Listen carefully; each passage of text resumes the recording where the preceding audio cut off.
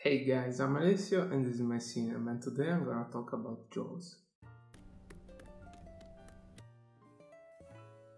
In May, I promised mostly to myself that I would have watched more of Spielberg's movies because I miss most part of his good movies, but then I stopped doing videos for a month. But I didn't lose the will to do so, and I decided this week to start with Jaws, one of his most iconic movies, one of the best movies of all time, and a movie that along with Star Wars changed the movie industry forever. In fact, every summer we can feel the teeth of the shark on our skin, because along with Star Wars it created the blockbuster genre, if we can call it like that, or the summer movie.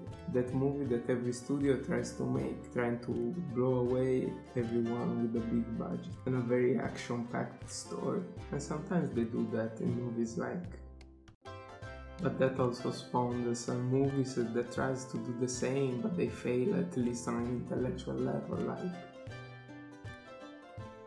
and someone could see that as a bad thing, cause the good movies aren't making money as they used to, but that's not for sure a fault that it's just on the blockbuster shoulders. It's also on our shoulders, cause we still go to watch those movies, even if when they are bad, and they still make bank because of us. But I'm here to talk about Jaws, not to make a case against the movie industry of our days. So how I felt watching this movie? I felt excited, I felt worried, I felt grossed out because this movie, even if it comes from the 70's, it's really graphic because of all the practical effects they did in this movie, and it still makes this movie hold up even after 41 years that it came out, and no CGI will make me feel like I felt when that boat was sinking. That's a thing that the whole movies have, and we have lost with time, unfortunately. Even if movies last year tried to go back to this, like Max and a bit Star Wars as well. But let's start from the beginning, and from now on there will be some sort of spoiler.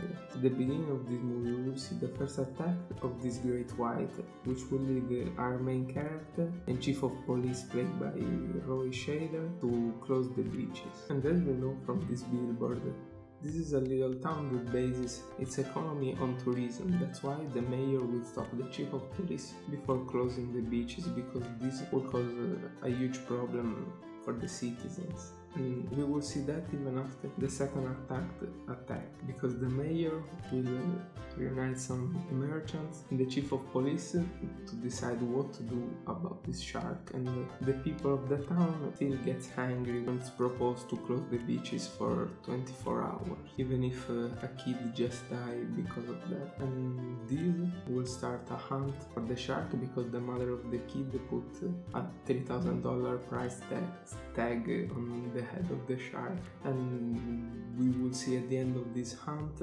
some fishermen coming back with a tiger shark, which with the arrival of our third main character, it will close the second half. I say third because the second one we already met, but he won't be important till the third half. Though Chief Brody and Hopper, the shark expert, knows that this one it is not the shark because its mouth is too small, and also because they cut it open and saw that that shark ate just fish in the last 24 hours, and there was no sign that he ate a little kid. They still can convince the mayor, but not because the mayor is crazy, but because the mayor is trying to protect his citizens, even if he's putting them in danger in this way, because the economy of those little towns that lives just of tourism, it's a real important matter to protect for the mayor, because lose the tourists in the middle of the season will mean stay in welfare all winter, as they say during the movie, which it's not an available option for the mayor.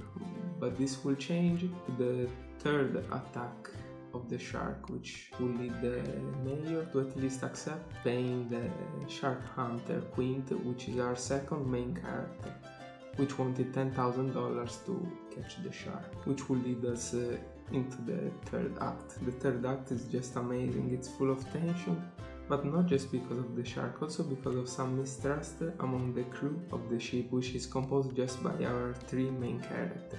These would evolve through time. They will get closer to each other as the shark gets closer to kill them. And this tornado of emotion is brought to us thanks to an amazing direction by Spielberg and an amazing music composed by John Williams, which also won the Oscar that year. And also thanks to a very reliable characters, really well played by our three actors. And everything finds its closure in the last 10 minutes of the movie, which can be summarized with just "Smile, you son of a bitch," which is one of the first catchphrases of the movies and one of the most memorable ones. In the end, I really can't find a flaw in this movie. I really loved it, and even if I will try, I won't find a flaw that makes sense for me. In this movie, everything is built with a ton of attention to the small things, which creates a realistic world. Maybe there's some imprecision on how sharks behave, but for me at the moment it's perfect, and I will for sure ruin it going watching its sequels. So the review is over.